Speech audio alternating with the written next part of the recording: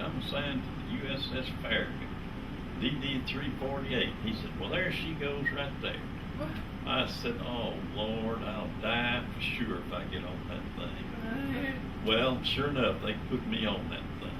And I got sick, and we were sitting in the harbor, and I got seasick. That thing sitting there, jumping, rolling.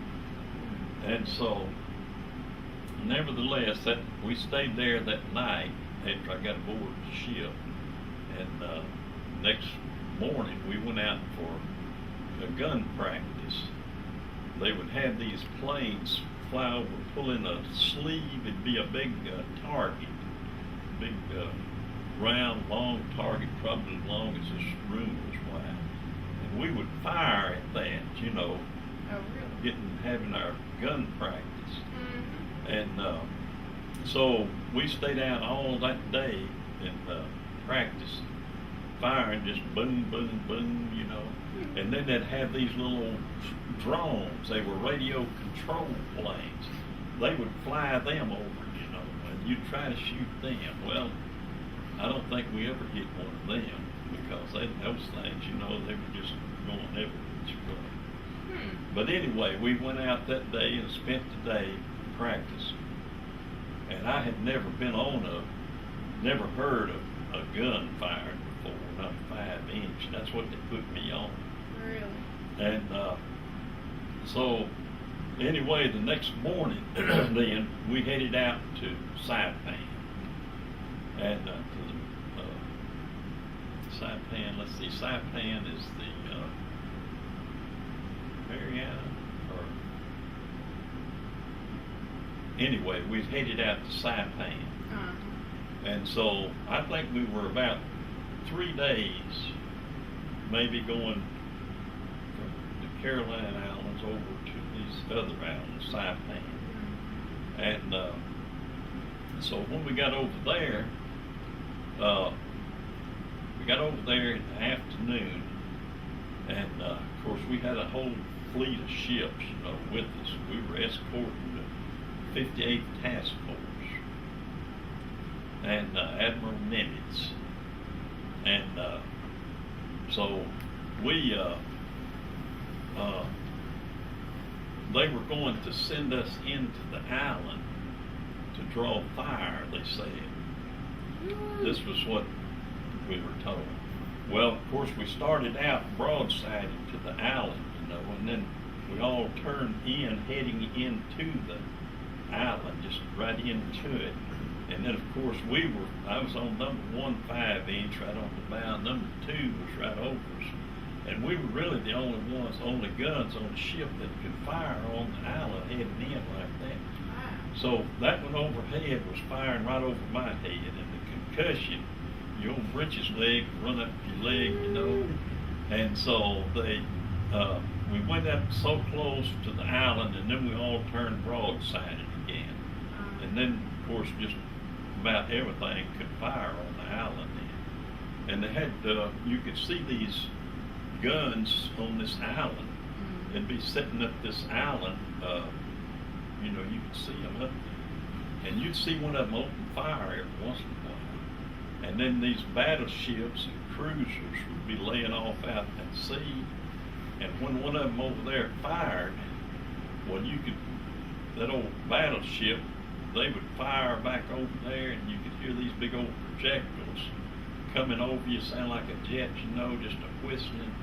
And they would hit that dude that was firing on you, and all you could see would just be a big bunch of dirt and dust going. And, but there was an old ship there in the harbor, and it had a big hole in it.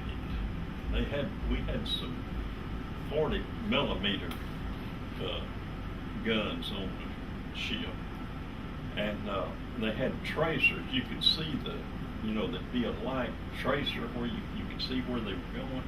And these old boys on those 40 millimeters, they got shooting in that hole on that ship. And it was a Japanese ship, but it had been abandoned, I'm sure, because it had a big hole in it. But we fired on that island for, I would say a week anyway. just day and night, day and night. And we would at night, we would fire star shells. Of course, the ship I was on and other ships would fire star shells over that island. And what they would do, they would go up and they would explode and just be a big light, and they'd come down in a parachute real slow. Then they had these observation planes, and they would be flying over, checking out the movement on the island, or I was assuming that's what they were doing. And then we'd pelt that island again the next day, that night, the next day, just boom, boom, boom. So did y'all have shifts? Like, did you have somebody to relieve you, or were you just constantly having to?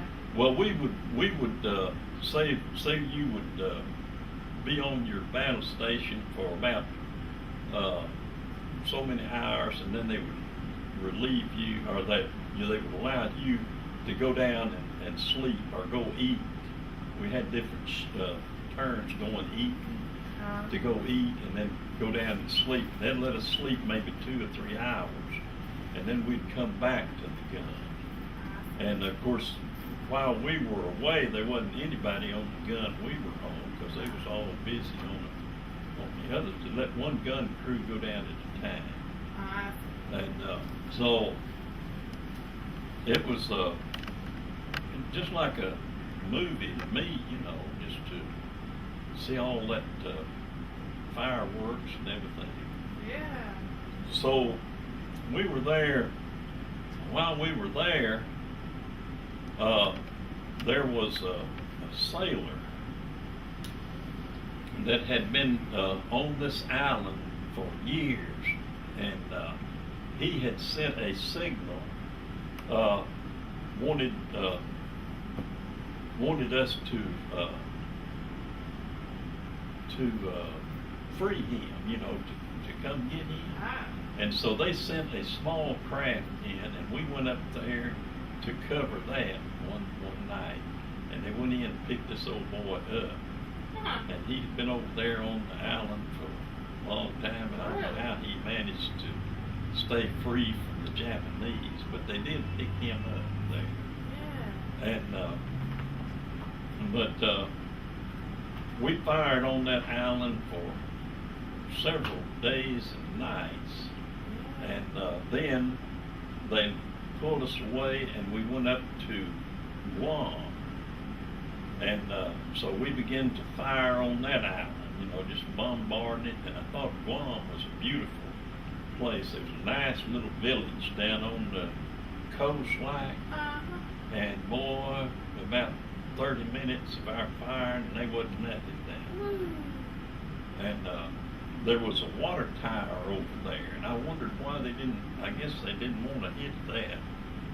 But they tore everything else up. And then we happened to be there when they landed the troops at Guam, and the troop ships was in there, just men by the thousands, and had all these little boats, taking the ships to the shore and then coming back and getting more, just like a bunch of ducks out there. And so, hey boy. And so we were sitting there in the harbor, and these planes